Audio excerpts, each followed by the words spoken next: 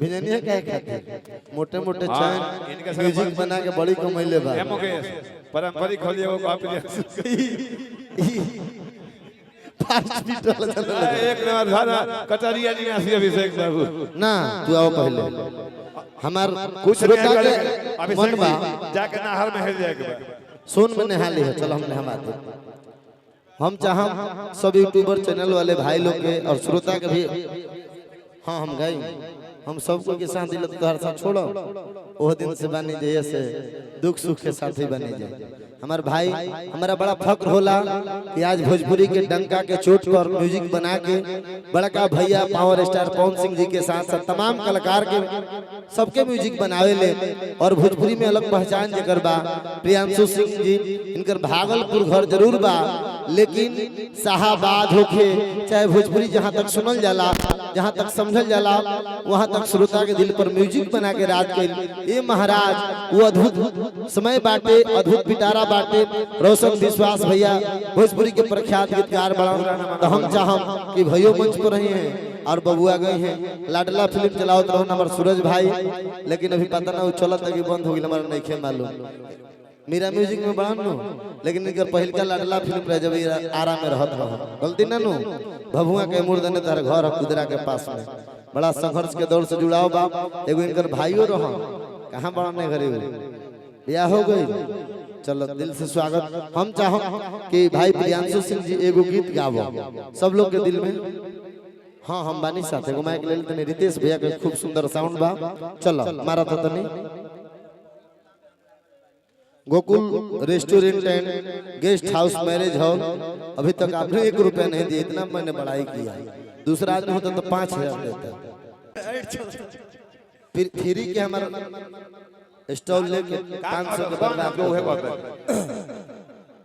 हाय सब का प्रोग्राम हो ठीक हो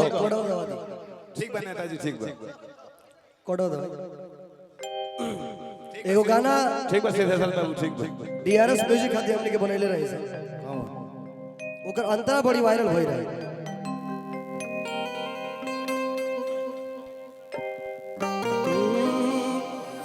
कि रातो ही अबीर माटी सान के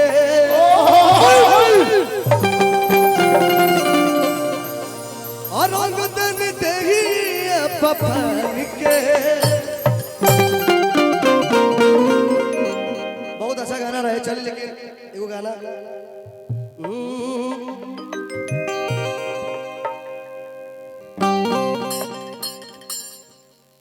कि तो पल इज्जतिया उघार कइली कि उघार कइली उघार कइली कि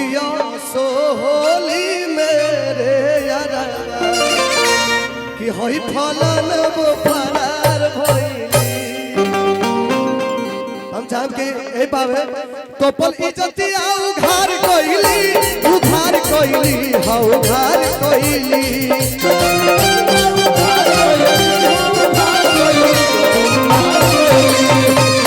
कि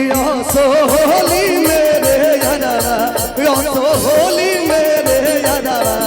और फलन वो फरार भइली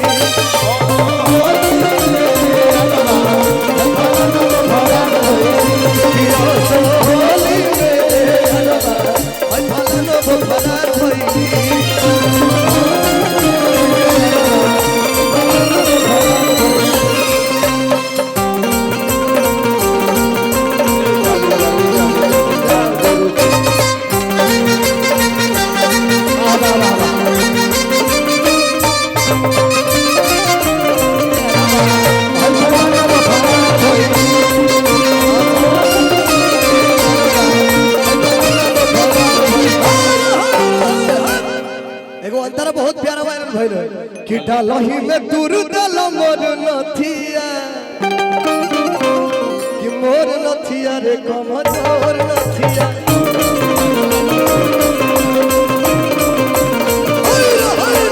डालही में दूर डाल मोर नथिया रे कमजोर नथिया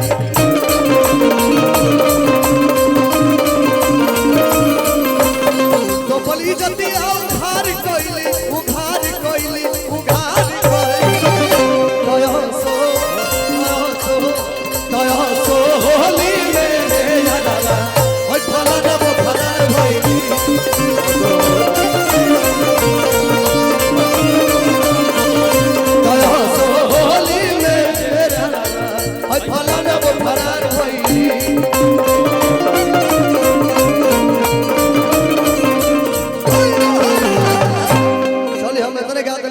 प्रिंस इतने हमारा लबड़ चीज बग हम मंच पर गाओ हालांकि हम